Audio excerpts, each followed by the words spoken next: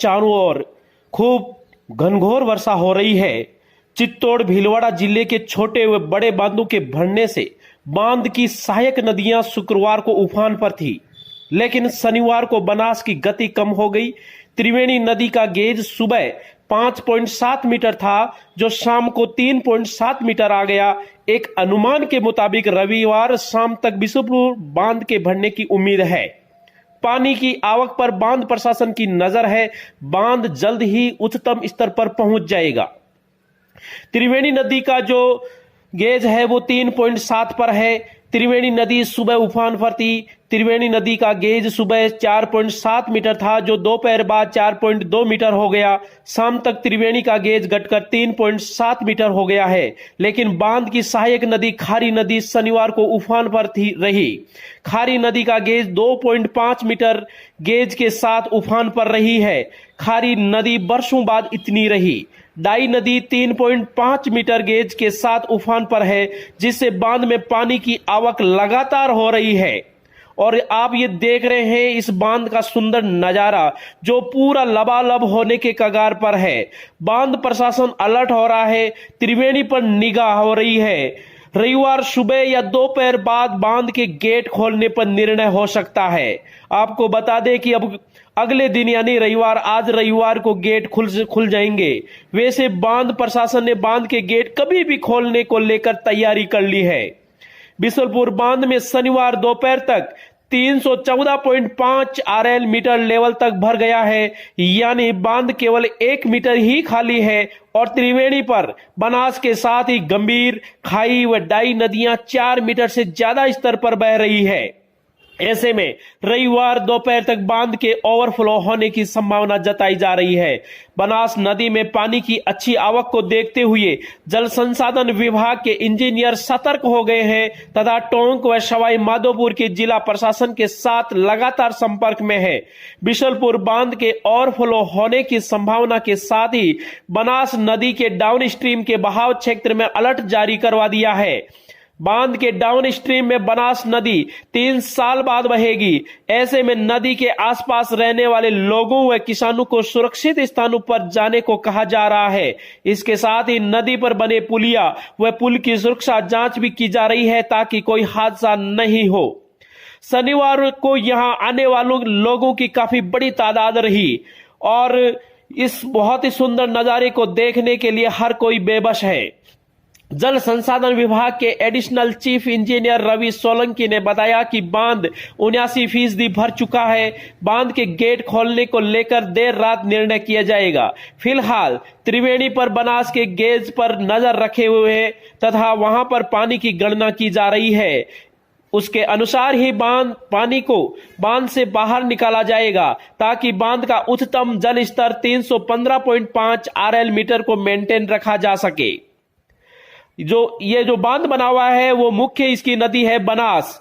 जो बनास नदी का जो सफर है वो बताते हैं कि बनास नदी का उद्गम कुंभलगढ़ में होता है। बिशुपुर बांध से छूटने के बाद बनास नदी सवाई माधोपुर में रामेश्वर घाट स्थान पर चंबल नदी में मिल जाती है।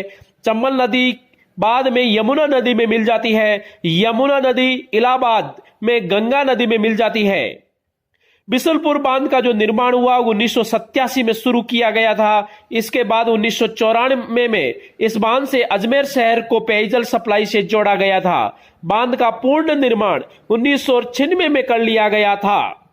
बिशुपुर बांध में जो कल शुक्रवार को जो पानी आया हुआ है, अब तक का रिकॉर्ड पानी आया है।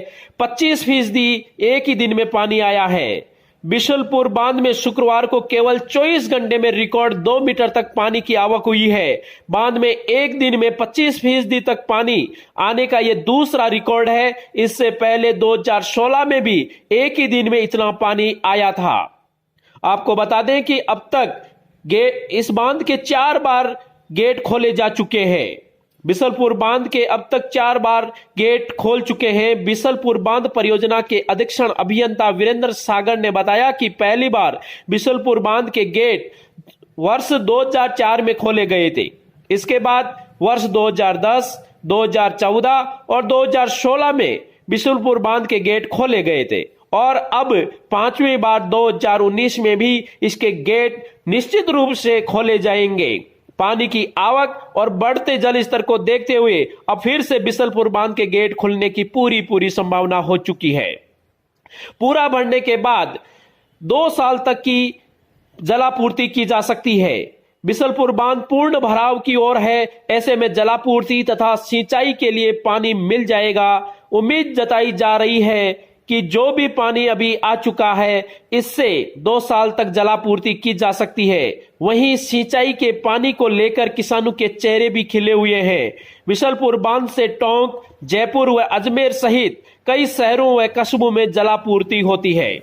आपको बता दें कि इस बांध में कुल 18 गेट हैं और जो इसके डूब क्षेत्र में आते हैं वो 68 गांव डूब क्षेत्र में आते हैं। मालूम है कि बांध की मुख्य दीवार पर कुल 18 गेट बने हुए हैं। प्रत्येक गेट की लंबाई 15 मीटर और ऊंचाई 14 मीटर है। बांध के कुल जल भराव में 21,800 हेक्टेयर भूमि जलमग्न होती है। कुल 68 गांव डूब क्षेत्र में आते हैं। इसमें 25 गांव तो पूर्ण रूप से डूब क्षेत्र में आते हैं और 43 गांव आंशिक रूप से डूब क्षेत्र में आते हैं। इनकी सिर्फ भूमि ही जलमग्न होती है। बांध के पूर्ण जल भराव होने से टोंक जिले की दाईं व बाईं मुख्य नहरों से होने वाली सिंचाई को लेकर भी किसानों में खुशी है। बनास एकमात्र ऐसी नदी है जो संपूर्ण चक्र राजस्थान में ही पूरा करती है। वन और आस अर्थात बनास अर्थात वन की आशा के रूप में जानी जाने वाली यह नदी जिस पर यह बांध बना हुआ है, यह राजसमंद जिले के अरावली पर्वत श्रेणियों में कुंभलगढ़ के पास वीरू का मठ से निकलती है। यह नाद द्वारा कांकरोली, राजसमंद और भीलवाड़ा जिले में बहती हुई टोंक, सवाई माधोपुर के पश्चात रामेश्वरम, त्रिवेणी के नजदीक सवाई माधोपुर चंबल में गिर जाती है। इसकी लंबाई लगभग 512 किलोमीटर है। इसकी सहायक नदियों में बेडच, कोठारी, मासी, खारी, मुरेल व धुंध है।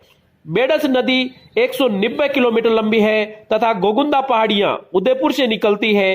कोठारी नदी उत्तरी राजसमंद जिले के दिवेर पहाड़ियों से निकलती है। यह 145 किलोमीटर लंबी है तथा यह उदयपुर भीलवाड़ा में बहती हुई बनास में मिल जाती है। इस प्रकार बहुत सारी नदियां बनास में मिलती है और बनास एक बहुत बड़े बांध के रूप में बिसलपुर में एकत्रित होता है और यहां आने के बाद बहुत ही सुंदर लगता है। यहाँ का दृश्य बहुत ही सुंदर है। 2 पहाड़ियों के बीच जो कि राजमहल की पहाड़ियां कहलाती है, उनके बीच में बना हुआ ये बांध बहुत ही सुरम्य है और राजस्थान की बहुत सारी जनता की प्यास बुझाने का ये काम ये बांध करता है। इस प्रकार यह राजस्थान के लिए एक वरदान के रूप में साबित हो रहा है।